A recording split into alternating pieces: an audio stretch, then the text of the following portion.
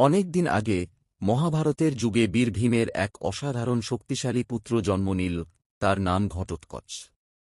সে ছিল রাক্ষস বংশের হলেও হৃদয়ে ছিল ভক্তি ও ন্যায়।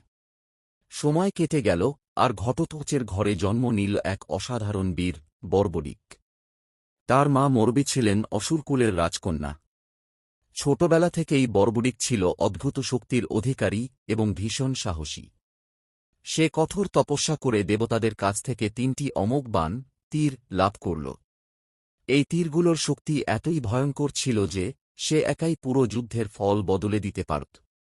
কিন্তু তার হৃদয় ছিল কোমল। সে প্রতিজ্ঞা করেছিল, আমি সবসময় দুর্বল পক্ষের পাশে থাকব। যখন কুরুক্ষেত্রের যুদ্ধ শুরু হল, বর্বরিক যুদ্ধক্ষেত্রে যাওয়ার সিদ্ধান্ত নিল। পথে তার সঙ্গে দেখা হল শ্রীকৃষ্ণের। কৃষ্ণ বুঝতে পারলেন, এই বীর যদি যুদ্ধে অংশ নেয়, তবে তার প্রতিজ্ঞার কারণে যুদ্ধের ভারসাম্য নষ্ট হয়ে যাবে। তখন কৃষ্ণ তাকে এক কঠিন পরীক্ষা দিলেন। বর্বরিক তার শক্তির প্রমাণ দিলে কৃষ্ণ তাকে বললেন, তোমার দানই হবে এই পৃথিবীর কল্যাণ। বর্বরিক বিনা দ্বিধায় নিজের মস্তক দান করল। তার কাটা মস্তক কুরুক্ষেত্রের যুদ্ধ দেখল, আর শেষে সে বলল, এই যুদ্ধে জয়ী হয়েছেন একমাত্র শ্রীকৃষ্ণের ইচ্ছা। এই গল্প আমাদের শেখায়, শক্তির চেয়ে বড় হল ভক্তি, ত্যাগ আর ন্যায়।